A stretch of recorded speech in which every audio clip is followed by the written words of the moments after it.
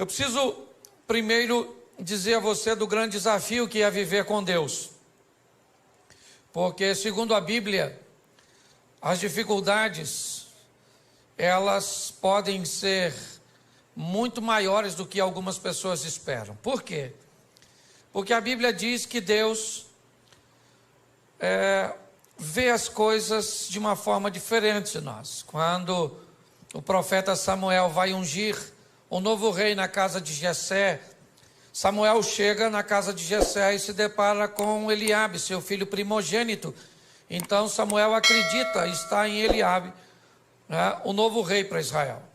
E Deus diz para Samuel: não atente para a sua aparência, nem para a sua estatura, porque eu tenho rejeitado, porque eu não vejo como o homem vê o que está diante dos olhos, porém o Senhor olha para o coração.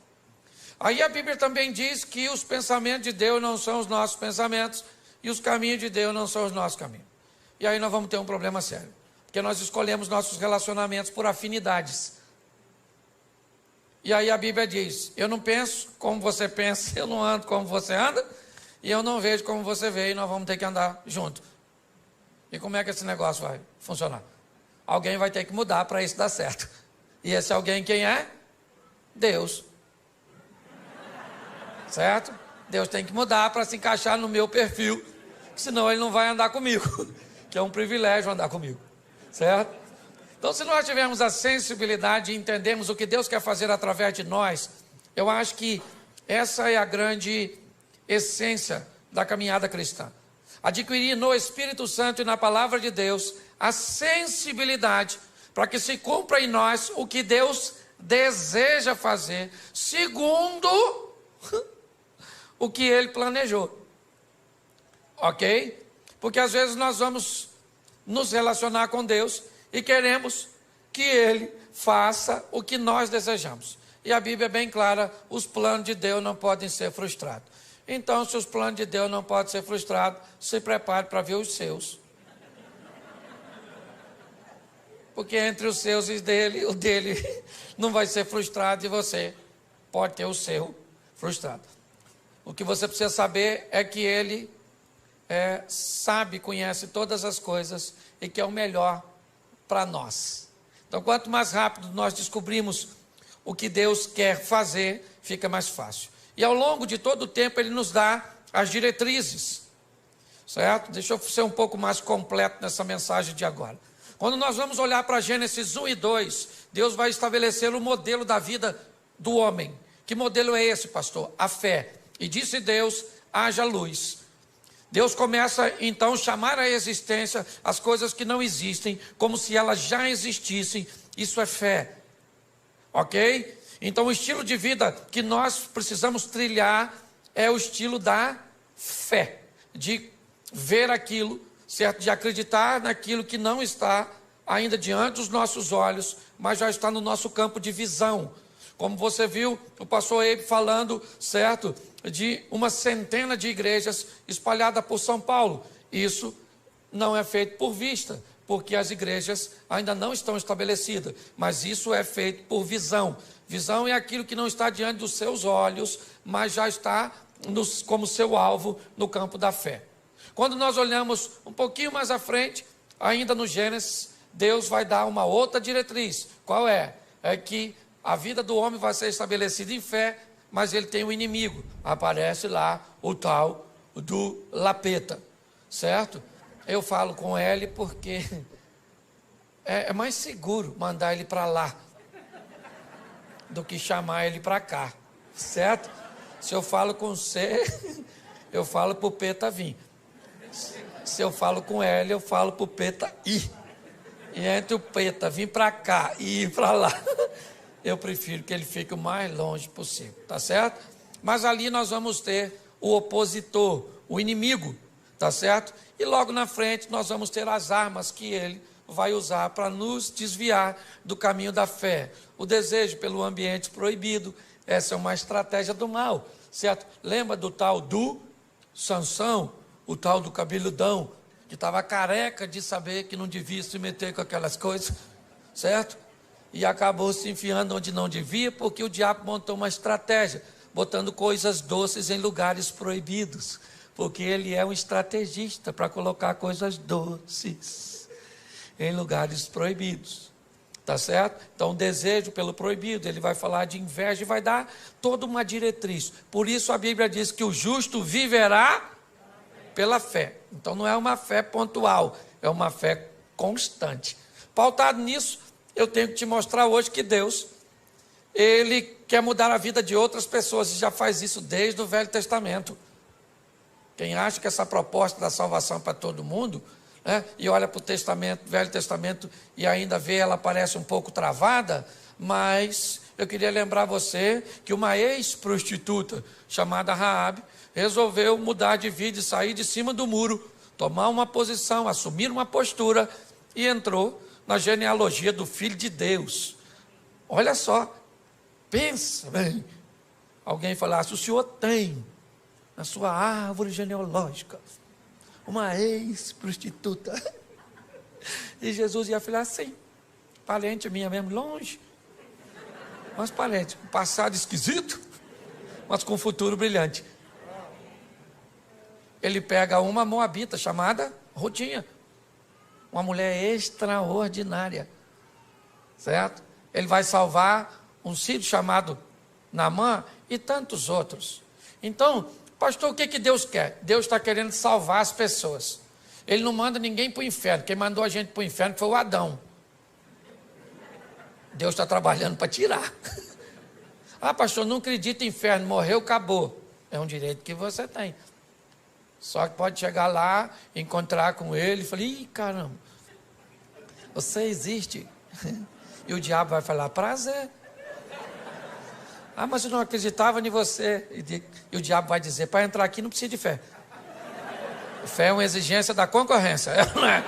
Aqui você entra sem fé mesmo, senta nessa cadeira pegando fogo que já vou te atender, ok? Então, se você quer ir garantido, vai com Jesus que o passaporte vai carimbado, tá certo? E você vai passar por lá, vai passar, né?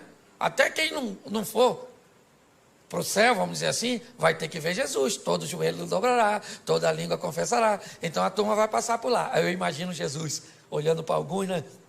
Aí a pessoa entra, aí Jesus está lá. Aí igual a hora da conexão aqui, né? Jesus, ó.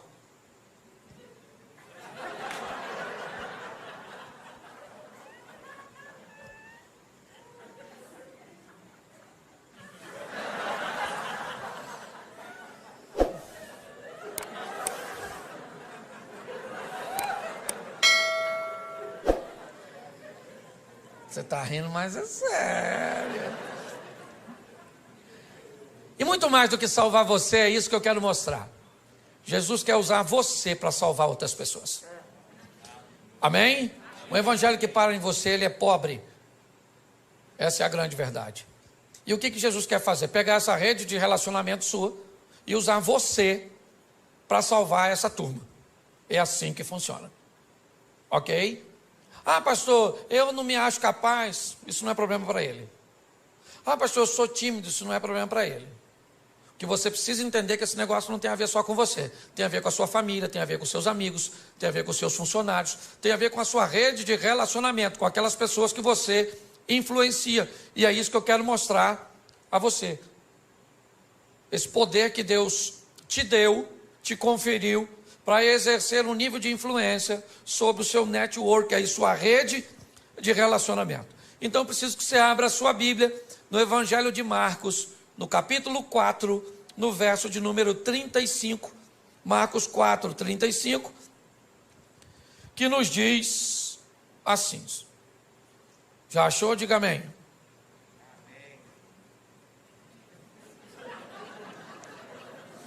Vocês estão rindo de quê? É só para achar. Diga amém quem já achou. Amém. Isso. Quem não achou é só ficar quietinho, que já ajuda pra caramba. Verso 35. E naquele dia, sendo já tarde, disse-lhes, passemos para outra margem, ou para outra banda. E os discípulos, deixando a multidão, levaram consigo assim como estava no barco, mas havia também com ele outros barquinhos. Levantou-se um grande temporal de vento, de maneira que as ondas subiam sobre o barco, e ele já quase se enchia, e ele estava deitado na popa do barco, sob uma almofada, despertaram, dizendo: mestre, mestre, não se te dá que pereçamos? E ele, despertando, disse ao vento: cala-te, disse o mar: aquieta-te. O vento se aquietou e houve grande bonança. E disse: por que sois tão tímidos, ainda não tendes fé? E sentiram um grande temor, e diziam uns aos outros: mas quem é este que até o vento e o mar lhe obedecem? Versículo 1 do capítulo 5. E chegaram na outra banda, na província dos Gadarenos, dos Gezerenos, não sei como é que está a sua tradução. Feche os seus olhos, não feche sua Bíblia. Senhor nosso Deus e Pai, continua falando conosco e usa-me, ó Deus, como um canal de bênção, em nome de Jesus. Amém. Glória a Deus. Amém? Amém. Glória a Deus. Vamos dar uma olhadinha aqui, e é muito importante nós entendermos que se vamos lidar com Deus, temos que entender é que Ele que dita as regras do jogo. Ele pode ir a lugares, abordar pessoas, tomar decisões que contrariaria, a nossa mente e as nossas escolhas. Ele entra em situações que ninguém entraria. Você olha para João capítulo 8, por exemplo, Jesus entra em cena num ambiente totalmente inóspito, onde ninguém entraria. Jesus entra para defender uma mulher adúltera. Lembra aquela mulher adúltera de João 8? Adúltera, apoiada pela lei de Moisés, que deveria ser apedrejada. Quem contrariasse a lei de Moisés seria acusado de blasfêmio e levaria uma pedrada também. E Jesus entra em defesa de uma dona que, cá convenhamos, nem merecia. Porque ela sabia que se adulterasse, morria pedrada. Por que adulterou? Porque às vezes a gente sabe que tem coisa que vai levar a nossa vida para o buraco, mas às vezes o Satanás é tão astuto que nós fazemos aquilo que não deveria fazer. Agora a dona está lá seminua, indo para ser apedrejada fora da cidade, porque não podia tacar pedra dentro dos muros. No caminho alguém tem uma ideia genial de levar ela para bater um papo lá com Jesus, porque estava a fim de tacar a pedra em Jesus também. A cabeça deles é: vamos levar ela lá e vamos dizer: Jesus pode apedrejar ela? A lei do Moisés diz que pode. Se o senhor disser que não pode, a gente taca a pedra em você também. 2 coelhos com uma cajadada só. Ninguém ia se meter com a lei do Moisés, é com a dona, com a vida tão torta. O que eles não sabiam é quem era Jesus, o chefe dos crentes. Jesus está bem lá, ensinando a turminha, fazendo um discipulado. Quando de repente jogaram a dona seminua, falaram: aí Jesus, dona foi pega em flagrante. A lei nos mandou que taca a pedra nela, mas o senhor, o que o senhor fala? Jesus não falou nada. E aí o pessoal falou: fala Jesus, fala Jesus, fala Jesus. Aí ele levantou e falou assim: aí gente, fala uma coisa para tu. Estão a fim de tacar a pedra nela? Então aquele que não tem pecado dá a primeira pedrada, porque a lei do Moisés, que eles estão embasados, diz que só podia tacar pedra, o povo só podia tacar depois que as testemunhas oculares apedrejassem. Então eles que viram tinham que dar a pedrada. Eles tacavam a primeira, não podia ser uma testemunha só, e aí o povo depois vinha e matava. Só que Jesus disse: atire a primeira. Ele não está falando com todo mundo, está falando com quem viu. E aí ele disse: atire a primeira quem não tem pecado. Baixou e voltou a escrever. Aí o furdunço aconteceu, porque todo mundo se conhecia, ficou um olhando para o outro, esqueceram da mulher adúltera e ficaram olhando para as testemunhas oculares. Não vai tacar não, irmão? Taca a pedra, pô. Eu vou tacar depois de tu, porque eu não vi, mas tu viu. Ele falou: eu vi, mas escutou o que ele falou? Não pode ter pecado.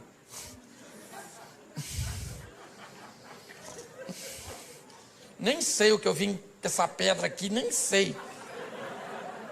De repente, taca, não taca? Quem é que taca? Será que taca, não taca, taca, não taca? Alguém deve ter perguntado: quem teve a ideia de trazer essa mulher aqui? Vamos dar uma pedrada nele, porque eu ia tacar a pedra na dona e agora a pedra virou inútil.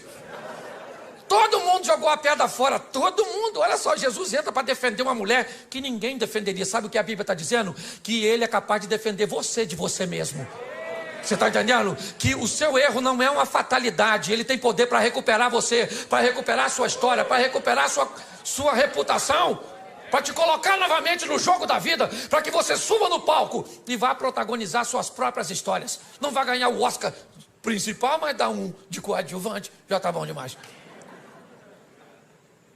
Todo mundo jogou a pedrinha fora, todo mundo. Ficou só Jesus e a mulher, até os discípulos.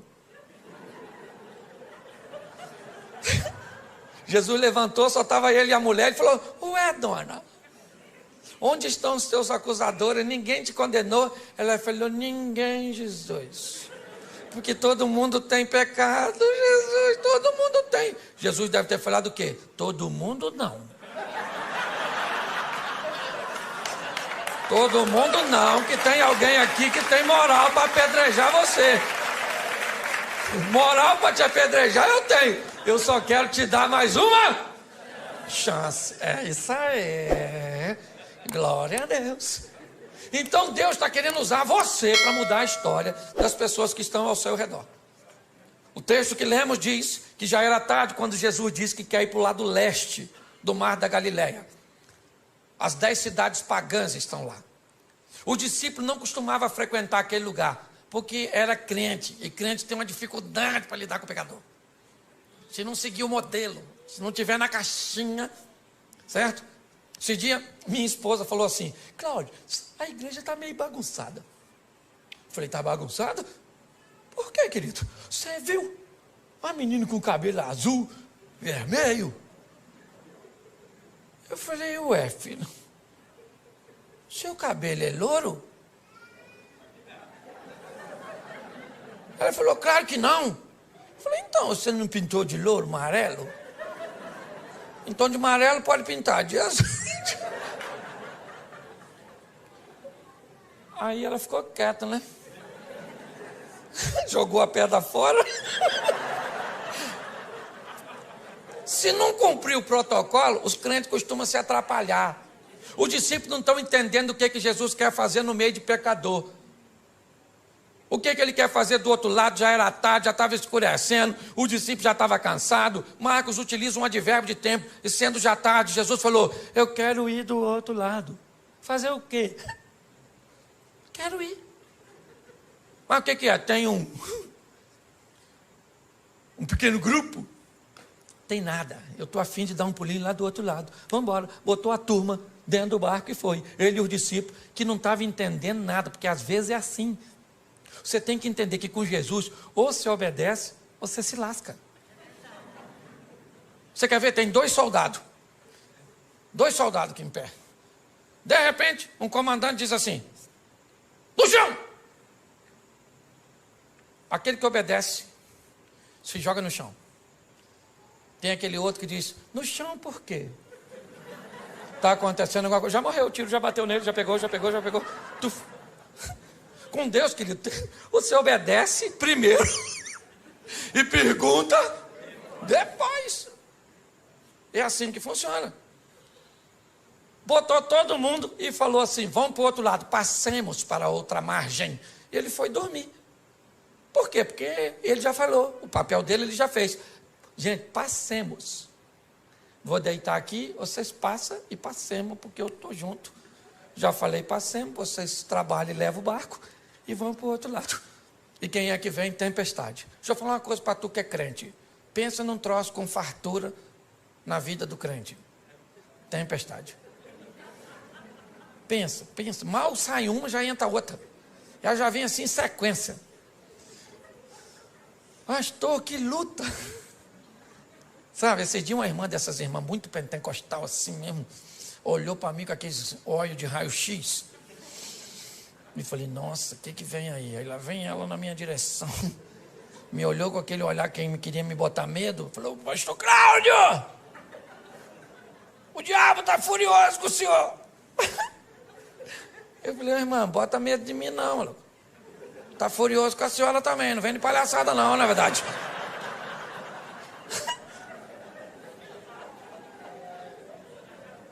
Então deixa eu falar, todo mundo enfrenta dificuldade, sim ou não? Sim ou não?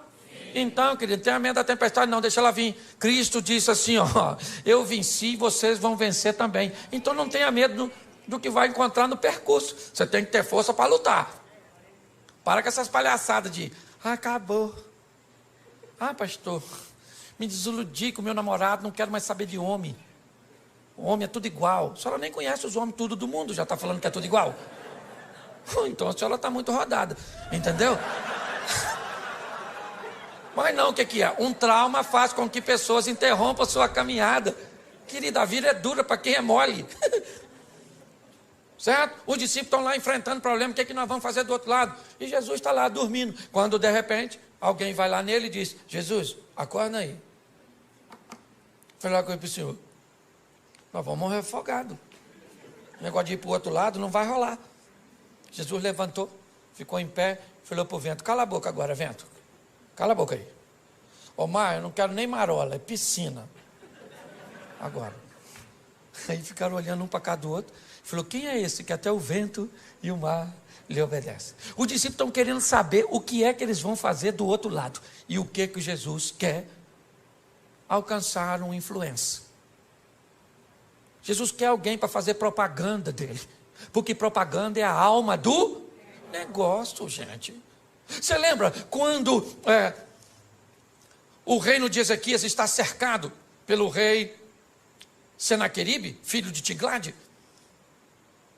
E agora não tem rota de fuga, aquela situação toda. E aí, o Ezequias chama o profeta Isaías e diz: Isaías, vamos falar com Deus aqui, meu filho, que a chapa está quente.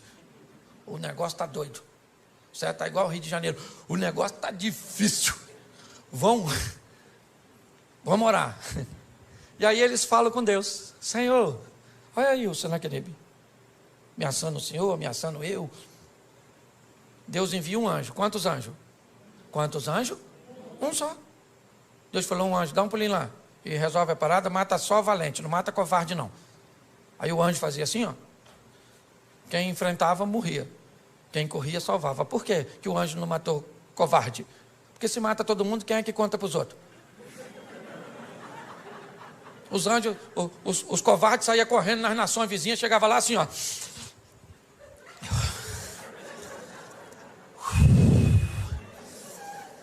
Aí Ezequias não tem dinheiro, não tem exército. Mas tem um anjo lá, meu filho, exterminador do futuro. Um anjo, rapaz, o anjo mata tudo, irmão. Mata tudo. E alguém deve ter falado: um anjo só? Ele diz: irmão, se tem dois, eu não saio vivo. É ou não é verdade? E aí todas as nações vinham a Ezequias e diziam assim: Ezequias, falei para Senaqueribe não mexer contigo. Falei: Ezequias não é a cá, Ezequias é um homem direito. Certo? Olha só. Deixa eu falar uma coisa para você. As adversidades, elas vão vir? Sim ou não? Sim ou não? Mas nós vamos vencê-la. Se prepare, querido. Não reclama. Não reclama, não. Os problemas vão vir sim. E é em meio aos problemas que nós vamos ver a manifestação da glória do Senhor. Os discípulos estão amedrontados ali, quando de repente Jesus repreendeu tudo e eles chegaram do outro. Aí acabou, desceu do barco. Eu imagino a felicidade. Nossa, graças a Deus. Quase que fundou, hein, Mateus? Você sabe nadar, Mateus? Você é cobrador de impostos? Nem sei. Quando eles estão ali, olha lá para frente, vem correndo na direção deles, um cara todo machucado, pelado e gritando. Mal acabou a tempestade, já vem um cara peladão. Eu imagino os discípulos falando: é difícil andar com Jesus, hein? É uma aventura atrás da outra. Nem do susto nos refizemos. E lá vem o cara gritando. Quem é o camarada? Um dos caras mais conhecidos, um influencer. Entendeu? Assim, quase um Felipe louco. Para não botar outro no sobrenome. Um influencer, um cara. Todo mundo sabia quem era o maluco. Por quê? Porque ele era famosérrimo. Por quê? Porque andava pelado, atacava os outros. Era esquisito. Você está entendendo? Ele era quase um youtuber da época. Um cara que todo mundo conhecia. E que tinha uma vida terrível. Que ninguém podia consertar. O que Jesus pensou? Se eu mudo a vida desse cara, eu mudo a vida do local onde esse cara está inserido. Você está entendendo? Deus te chamou para mudar a sua vida. Para quê? Para mudar a sua casa, para mudar seus amigos, para mudar seus negócios, para mudar as pessoas que estão ao seu redor. O mundo cujo qual você está inserido não será mais o mesmo depois que Jesus estiver em você. É assim que funciona. Você entende isso? Ah, minha casa, querido, sua casa não muda porque você vai para casa sozinho. Chega em casa, você com Jesus. Ó, hoje eu vou para cá com Jesus, acabou o culto. O Jesus vai comigo. Chega em casa, vai num canto. Falei, Senhor, chegamos aqui, ó. Ambiente inóspito. Os inimigos estão espalhados. Um está deitado ali no sofá, os outros estão dentro do quarto. Tem uma sogra morando lá nos fundos. Então está tudo dominado. E você vai lá dentro da sua casa, querido, e diz que agora aquele ambiente pertence ao Senhor dos Exércitos, que ali é morada dos anjos. Vai no travesseiro daqueles filhos seus, que você tem vontade de entregar eles para o Estado Islâmico. Os meninos rebeldes. Bota uma unção lá naquele travesseiro e profetiza que aquele menino pertence ao Senhor, que a vida dele vai mudar. Vai no travesseiro daquele marido da senhora. Só não sabe onde estava com a cabeça quando disse sim. E vai lá e diz, Senhor, é ruim, mas é meu, muda. Chega na sua empresa. Você, querido, o ambiente tem que mudar quando nós chegamos. Jesus está olhando e dizendo o que é. Eu vou mudar a vida de um camarada. Que camarada é esse? Um indivíduo que ninguém queria. Mas o que ele é? Ele é um influenciador. E quem é esse cara hoje? É você. Não estou te chamando de endemoniado, não. Ainda que ser endemoniado não é nem tão ruim. Por quê? Porque quando o cara tem demônio, nós expulsamos o demônio, o cara conserta. O ruim é quando o cara é ruim e não tem demônio. Pensa, Fábio, como é que nós expulsamos? Sai você de você mesmo. Pensa. O que fulano, o que ele está desse jeito? É demônio, então nós botamos, sai demônio. Aí sai, o cara conserta, mas quando não tem demônio, é o cara mesmo que é o... Você está rindo, mas é sério. O camarada está lá, todo mundo sabe quem ele é. E ele vem na direção de Jesus. O discípulo olhando e pensando, o que nós viemos fazer aqui? Nossa. Aí o cara chegou e falou, que tenho eu contigo, filho do Altíssimo, para você vir me perturbar. Jesus falou, como é que é seu nome, querido? Ele falou, meu nome é Legião, porque nós somos um montão. Jesus falou, não quero saber a quantidade, sai desse menino agora. Sai agora dele! Aí o demônio falou, a gente pode entrar nesses porquinhos que está assim, tinha 2.000 porquinhos dando um rolezinho. Aí Jesus falou, nos porquinhos pode, é só sair dele. Aí os demônios saíram e entraram nos porquinhos e jogaram os porquinhos do precipício. Os porquinhos morreram tudo. Aí quem chegou na cena? Quem cuidava dos porquinhos. E falou, vocês viram os porquinhos que estavam por aí, aqui assim? Tinha uns porquinhos aqui agora. Alguém falou assim, ó.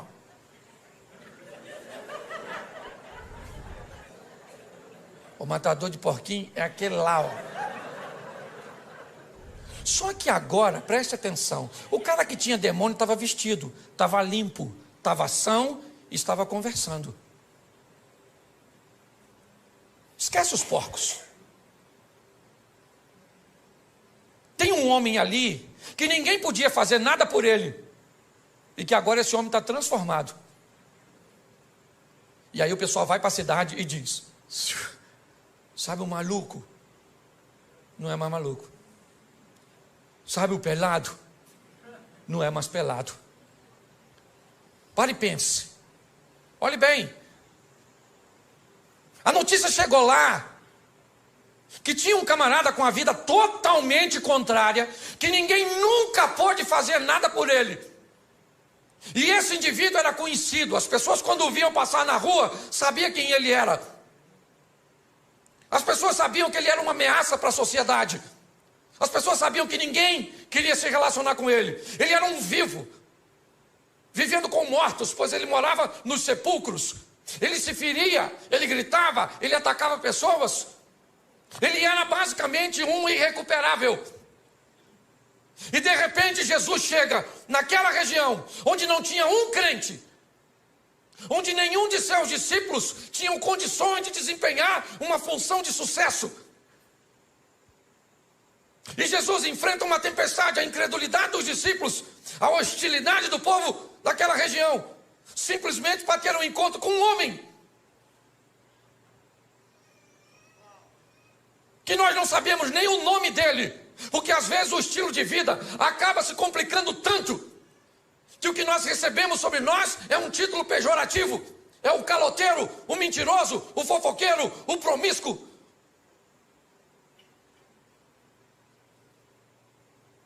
Quando olhamos para esse ambiente, não dá para entender o que Jesus está querendo com aquele homem, que ninguém daria nada por ele. Agora aquele homem está limpo, sentado conversando com Jesus. E Jesus então diz: eu vou embora daqui. Eles não me querem. Aliás, eles não querem nem a mim e nenhum dos meus discípulos. Eu sou rejeitado aqui. E Jesus então vai sair daquele ambiente. Quando ele vai sair, o homem diz assim: eu gostaria de ir com o Senhor, Jesus. E Jesus disse: não, comigo você não vai. Você vai ficar aqui. E você vai mostrar para toda essa nação 10 cidades pagãs, Decápolis. Você vai mostrar para este povo quão grandes coisas fez o Senhor por você e como Ele teve misericórdia de você. Eu estou indo embora, mas eu vou deixar você aqui. Quem é você? O ex-endemoniado? O ex-louco? Quem é? Como é que vão acreditar nesse camarada? Não é de hoje que nós sabemos que as pessoas não gostam de gente que consegue mudar. Não é de hoje que nós sabemos que pessoas têm muitos problemas com quem resolve viver uma vida direita. Por isso que muitas vezes você diz assim: pastor, eu não faço nada, pastor. Eu lá no trabalho, eu trabalho direitinho, eu chego no horário, eu faço tudo certinho, eu desempenho a minha função e eu estou sendo tão perseguido. O que está acontecendo comigo? O que está acontecendo com você? Todas as vezes que você faz o certo, você passa uma mensagem para quem está fazendo errado. Que é possível fazer certo, que é possível ser honesto, que é possível ser direito. Ser certo, inevitavelmente, vai incomodar as pessoas. Quando nós olhamos agora, Jesus disse para esse homem: você não vai comigo, você vai para a sua casa. Você vai para os seus. E você vai mostrar para eles, não é falar. Porque em casa nós não pregamos com Bíblia. Em casa nós pregamos com vida. As pessoas que estão ao nosso redor não querem saber o quanto nós conhecemos de Bíblia. Eles querem saber o quanto a Bíblia transformou a nossa vida. É assim que funciona. Esses dias eu estava aqui em São Paulo e eu ia ministrar uma palestra e um dos coaches mais renomados do Brasil foi me buscar. E aí no carro, ele e a esposa, ele me olhou e me disse assim: pastor Cláudio, se o senhor tivesse um conselho para me dar, qual o senhor me daria? Eu olhei para ele e para a esposa e disse: que essa sua mulher seja sempre a sua maior fã. Enquanto ela for a sua maior fã, você é um homem bem sucedido. Mas quando ela não acreditar mais em você, você vai se tornar uma fraude. Porque a nossa família é a nossa primeira congregação. É a nossa casa. Eles têm até, porque preste atenção, se ele mudou de vida, todo mundo sabe que ele é um ex. E esse é o problema. Quando você é alguém que viveu uma vida ruim lá atrás e agora tem uma nova conduta, sabe o que as pessoas falam? Fica de olho nele. Fica de olho. Já, já. Pau que nasce torto, nunca se endireita. Mas se você sempre foi gente boa e um dia falhou, sabe o que as pessoas falam? Nunca confiei. Tinha alguma coisinha. Credibilidade. Jesus mudou a vida deste homem, é verdade. Ele estava nu e agora está vestido. Ele era um louco e agora está são. Ele era um perigo à sociedade e agora está oferecendo perigo para as estruturas do inferno. Porque ele chega naquele local com o poder de Deus. Mas quem é que vai dar crédito para ele? Quando você vai começar uma nova vida, aprenda que um período vai ter que ser gasto com um descrédito de gente que não vai acreditar que você mudou, porque você tem passado, e nós não podemos mudar o passado de ninguém. Isso aqui não tem a ver contigo, Xavier. O que nós podemos é influenciar futuro. Amém? Quando o Eliseu manda a viúva pedir vasos emprestados, não interessa o que tinha no vaso. É vaso vazio. Se tinha cachaça, se tinha homossexualidade, se tinha violência, não interessa o que tinha. O que interessa é o que vai ter agora. Entendeu? Esvazia o vaso e deixa que eu enche, eu coloco unção, e agora ele vai ter uma nova finalidade, vai ser cheio de mim, e não do mal que estava antes. Então Jesus olha para esse indivíduo e vai devolver a ele. Quem aqui jogou boleba de gude quando era? Aquelas bolinhas de gude? Nossa, legal. Você lembra quando você perdia tudo? O que você tinha que fazer? Sair da brincadeira, não era? Mas aí você tinha um amigo que te emprestava umas 3 bolinhas. E com essas 3, você voltava para o jogo. Jesus está dizendo para você hoje: você jogou seu crédito fora, sua credibilidade no seu casamento, para com seus pais, para com seus filhos, para com o comércio, para com a vida cristã, você jogou fora. Mas hoje eu vou devolver você ao jogo. Eu vou colocar crédito para que você possa ingressar novamente e mudar seu futuro. Você está conseguindo entender? Nós precisamos entender isso. E a maturidade. Esse homem, ele vai reconstruir a sua credibilidade. Imagine ele chegando em casa, depois que encontrou com Jesus, e o pessoal falando: olha ele aí, quem é? Nossa, confusão. E ele chega em casa, pensa: vestido, gente, tão bonitinho. E ele falando: bom dia, família. E o pessoal: olha mesmo, grita de novo, arranca a roupa. Porque depois da credibilidade, o próximo passo, sabe qual é? A desconfiança. O pessoal fica olhando para a gente desconfiado, não fica? Mudou mesmo, mudou mesmo, mudou mesmo. Mudou nada. Quer tomar um negocinho, não?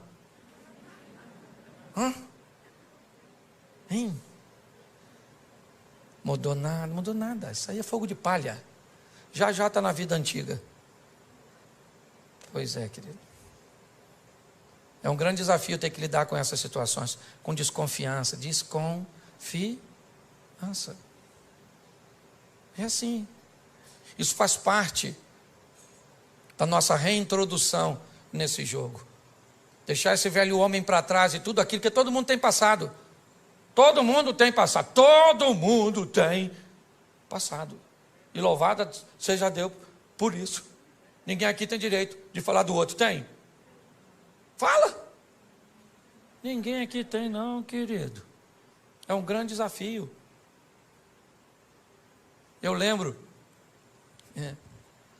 no começo, até fui falar com uma irmãzinha que foi falar comigo ali, como é que as pessoas desconfiavam no começo do meu ministério, por eu pregar desse jeito assim, extrovertido, fazendo os outros rir. Deu uma confusão no meio evangélico. Ah, esse pastor é um palhaço. Quem já escutou isso, levanta a mão, por gentileza. Aí, tá vendo como é que me fere até hoje? Você é um animador de auditório, um palhaço, não tem conteúdo. Eu escutei tudo isso. Sabe o que eles falavam? Já está envolvido no escândalo. Porque isso é um irreverente. Só porque eu sou bem-humorado. Isso sou mesmo, que dane-se. Tem gente que diz que veio para esse mundo para sofrer. Sofrer é verbo. Falei isso aqui já. E verbo só faz sentido se for conjugado. Então para com esse negócio de sofrer. Se conjugar o verbo, pelo menos não conjuga na primeira pessoa. Na segunda pode. Eu não sofro, mas tu sofre. Nós não sofremos, vós sofreis, eles sofrem. Aprenda uma coisa: se você não precisa da aprovação de algumas pessoas, por que vai se importar com a crítica delas? Você tem que saber quem você é. Estão querendo roubar a sua identidade, é isso? Causando caos na sua mente. Quando eu olho para esse texto, o que eu vejo? Eu vejo a desconfiança, sim, porque ela existe para todos nós que estamos reconstruindo a nossa credibilidade. E depois disso que vem a consistência. Quanto tempo isso dura? Eu já estou 29 anos no caminho do Senhor. Você nunca viu meu nome envolvido em escândalo. Eu tive um problema uma vez, que eu falei uma besteira, mas pedi desculpa. Também não sou perfeito. Certo? Mas eu não tenho. O pessoal ficava esperando o dia que eu fosse cair, mas nada. Meu pai casou 8 vezes, eu casei uma só. E vou com a minha mulher até o fim, em nome de Jesus. Ou na alça ou no caixão. De preferência, eu quero ir na alça, para ela não sofrer com o meu falecimento. Não, na verdade, eu gosto tanto dela que eu não quero assim ver ela chorar no meu sepultamento. Eu estou mais preparado para chorar no dela, entendeu? Se mostrar isso para ela depois, acabou o casamento. Não. Mas deixa eu te falar, o tempo foi passando, e aí sabe o que acontece? A reputação vai se consolidando, e aqueles que te perseguiam começam a te defender. Agora é um homem de Deus, agora é uma mulher de Deus. É assim que funciona. Aqueles que te perseguiam às vezes no trabalho, agora chega perto de você e diz assim: como é que está aquela igreja lá que você frequenta mesmo? Como é que é o nome? Aí você fala. Aí ele diz assim: quando são as reuniões lá? Aí você diz, aí ele vem no cantinho assim e diz: leva o nome da minha família aqui, escondidinho assim para ninguém ver. O que é isso? Isso é Deus consolidando e mostrando que aquilo que Ele fez na tua vida está mudando a vida das pessoas que estão ao seu redor. O evangelho verdadeiro, ele não muda só a nossa vida, ele muda a vida da nossa casa. As pessoas têm que querer ver, porque aquilo que ele faz em você instiga. E quanto maior a intimidade, mais coisa ele pode fazer. Gente, se tem uma passagem bíblica que me confunde, eu falo para você, é o tal do Lázaro. Olha, quanto maior o relacionamento, pastor, mais coisa, mais difícil Deus pede dos crentes. Porque presta atenção, o Lázaro está doente, Jesus não vai. O Lázaro está morrendo, Jesus não vai. O Lázaro morre, Jesus não vai. 4 dias depois, Jesus chega lá, atrasadérrimo, em Betânia. Chegou dando um rolezinho, a Marta já veio: olha, se o senhor tivesse aqui, meu irmão não teria morrido. Jesus falou: Martinha, vai lá e chama Maria para vir aqui, que eu estou querendo conversar com você. Aí Marta foi lá e falou: ó, para Maria, vamos lá que Jesus está te chamando. Aí veio a Maria com a mesma ladainha: ah, se o senhor tivesse aqui, meu irmão não teria morrido. Jesus deve ter falado: querido, até para tu falar, tu é retardatária. Isso tua irmã já falou, fica quietinha. Maria, vamos lá dar uma olhada no Lázaro. Pô, gente, sabe o que Jesus falou para o ladrão da cruz? No dia que o ladrão morreu? Ainda hoje estarás comigo no paraíso. Se Lázaro com 4 dias de morto, está onde? No paraíso, maneirão lá, feliz da vida. De repente escuta uma voz: Lázaro. Lázaro deve ter falado: não, ele não vai me chamar de volta. Não, isso não é coisa que pede. Lázaro! Sabe o que Lázaro deve ter falado para o anjo? 4 dias, vim passar só o carnaval aqui, na verdade. Só um feriado aqui, já estou voltando. Quanto maior for sua intimidade com Deus, mais coisas estão. Você quer viver o incrível com Deus?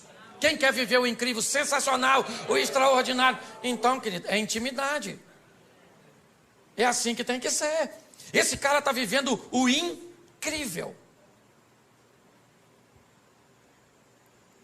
2 anos e meio depois, nós vamos sair de Marcos 5 e vamos para Marcos 7, versículo 50, por aí, finalzinho do Marcos 7. Jesus, 2 anos e meio depois dessa primeira visita, ele volta a Decápolis, pelas terras de Tiro e de Sidom, e em Decápolis ele vai fazer a segunda multiplicação dos pães. Quando Jesus chega em Decápolis,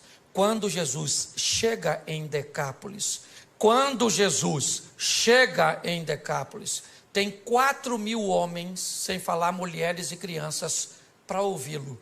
Pergunto eu para você, quem Jesus deixou em Decápolis para falar sobre ele e para mostrar sobre ele?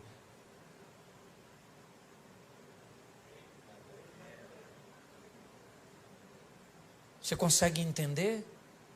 Quem era Gadareno? Gadareno era um camarada que poderia ser usado por Jesus para mudar as pessoas que estavam ao seu redor. Cada um de nós temos o nosso grupo de influência. Se ele é grande, se ele é pequeno, Isso não é o que está em questão. O que está em questão é que o ambiente que eu estou inserido, ele vai mudar. Por quê? Porque o Evangelho está em mim. E o Evangelho, ele traz mudança, ele traz transformação. É assim que funciona. Na vida eu preciso definir se eu sou termômetro ou se eu sou termostato. Um termômetro é um aparelho usado apenas para medir a temperatura do ambiente. Um termostato é um aparelho que diz a que temperatura o ambiente fica depois que ele chega. É muito importante nós entendermos isso. Nós estamos inseridos na nossa rede de relacionamento, eu tenho a minha, você tem a sua, e provavelmente eu não sou capaz de transformar a sua, porque essa não é a minha função, essa é a sua função. O que precisamos é permitir que esse Evangelho mude a nossa vida, mude a nossa história, porque o povo já está farto de palavras. O que o povo quer ver é mudanças. Você sabe que um dos maiores inimigos da expansão do Evangelho é o mau testemunho de algumas pessoas que se dizem andar com Jesus? Nós precisamos sair daqui hoje. Esse é o meu propósito de vir aqui. Foi isso que Deus colocou no meu coração. De fazer com que você saia realmente para casa com uma visão missionária. De transformar vidas. E como já foi dito aqui, não simplesmente de fazer um novo convertido, mas de fazer um discípulo, de ensinar as pessoas o que é relacionamento com Jesus, porque um convertido, ele normalmente já fica satisfeito com o que alcançou, sua salvação. Um discípulo não, ele vai atrás de outras pessoas, ele vai, não interessa, e presta atenção, quanto pior for a pessoa, vai atrás dela, porque a mudança dela vai causar um grande impacto. Agora Jesus volta. Eu fico imaginando. Quem vem aí? Jesus? Não. Quem é que está chegando em Gadara? Por que nós devemos vê-lo? O que ele tem? Cara, o homem que está vindo aí, ele é o camarada que fez aquele indivíduo mudar de vida. Aquele cara que era famoso porque andava nu, atacando as pessoas, desequilibrado, ele mudou. Mas como ele mudou? Ele mudou porque Cristo mudou a vida dele. As pessoas estavam interessadas em ver Jesus e também olhar o indivíduo que outrora vivia nu. Se você lembrar da passagem de Lázaro, voltamos a ela. As pessoas vinham de longe para ver Jesus, mas para ver também Lázaro. E muitos queriam matar Lázaro de novo, porque as pessoas estavam acreditando em Jesus por causa de Lázaro. E Lázaro não estava nem aí. Só deve ter falado com Jesus. Se matar agora, por favor, me deixa quieto. Você consegue entender isso? Então hoje sabe o que acontece? Primeiro, nós estamos sofrendo porque as pessoas não nos aceitam, porque isso, porque aquilo. Eu não estou nem aí, estou nem aí, estou nem aí, estou nem aí. Vai para a internet ver o que as pessoas falam de mim. Esse dia disseram que eu sou o anticristo. O senhor prega desse jeito, o senhor deve ser o anticristo. E eu escrevi lá mesmo, se eu for o anticristo, você deve ser a besta.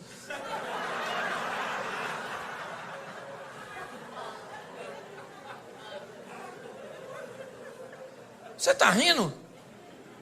Por quê? Porque o último estágio dessa história, sabe qual é? A inveja dos imutáveis. Quem não muda de vida, quem não vence. Aí tem que ficar dizendo. Aí olha para você que emagreceu 30 quilos. Nossa, emagreceu, hein? Mas acabou também. Tá velha, tá bagunçada. Porque tem gente que não gosta de ver as coisas acontecerem na sua vida. Aí você tem que decidir.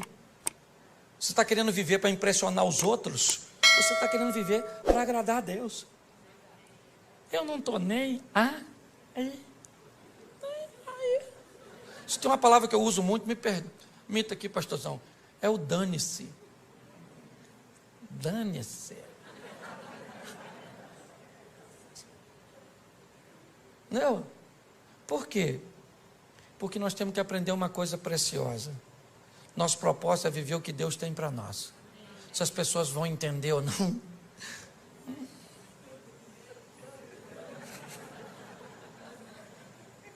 Certo? Nós vamos viver. Então pare de ficar abatido. Descubra o que Deus quer fazer através de você na sua rede de relacionamento. É assim que funciona. E você vai ver que a sua vida vai ficar mais fácil. Quem imaginava que aquele indivíduo seria um evangelista tão poderoso? Ninguém. Se você estivesse lá, você o escolheria? Provavelmente não. Mas ele escolheu. E muito mais do que ter escolhido aquele homem, ele escolheu a mim e a você, acreditando que nós também podemos mudar o ambiente cujo qual nós estamos inseridos. Saia daqui hoje, leve Jesus para sua casa, para sua família. Leve mesmo, mas fala para o mundo espiritual. Chega dentro de casa e diz: Jesus está aqui. Chega na empresa, chega para o seu casamento, chega para os seus filhos. É assim que funciona. E o ambiente vai mudando. Posso ouvir um amém? Amém. Você pode ficar de pé? Fecha seus olhos. Pode fechar que ninguém vai pegar nada seu não. Só porque eu sou carioca e flamenguista, né? Saudações. Fecha seus olhos, fecha aí. Isso. Feche seus olhos. Senhor nosso Deus, muito obrigado pela oportunidade que o Senhor nos tem dado de acreditar em nós, de olhar num ambiente onde muitas pessoas não dariam nada para o nosso futuro. As sentenças a respeito de nossa família, de nossa caminhada de fé, de nossos filhos, do nosso casamento, às vezes da nossa saúde, não é das melhores. Mas nós vivemos pela fé, servimos um Deus que é todo poderoso. Acreditamos que o Senhor nos escolheu porque nos ama. Não somos merecedores, mas te agradecemos por demais tal escolha. Seja conosco, Senhor, nessa caminhada de fé, nos blindando, nos dando condições de entender quem somos no Senhor e o que somos capazes de realizar e também de suportar. Que todas as oposições que se levantam contra nós caiam por terra. Que a nossa casa seja morada dos teus anjos. Que sejamos casados para sempre. Que aquilo que nos une sempre será mais forte do que todas as forças empregadas para nos separar. Nossos filhos são flechas na mão de um valente que vão chegar em lugares que nós não chegamos. Eles são heranças do Senhor. Desta terra comeremos o melhor, porque o Senhor é o nosso refúgio e a nossa fortaleza. Vamos amar pessoas, vamos cuidar de pessoas, ó Pai. Não descartamos ninguém. O máximo que fazemos é reposicionamos pessoas. Ajuda-nos, ó Pai, nessa caminhada. Que o Teu Espírito continue conosco. Que a Tua palavra seja a nossa bússola. Que os Teus anjos sejam auxiliares. Fica conosco, Senhor. Porque nossa função é mudar a vida das pessoas com aquilo que mudou a nossa. Que mais do que te amar, que possamos amar tudo aquilo que o Senhor ama, e que assim seja na nossa vida, em o nome de Jesus. Você pode aplaudir o Senhor? Glória a Deus. Olá, pastorzão. Uau, muito obrigado, pastor Cláudio. Foi muito bom, muito bom.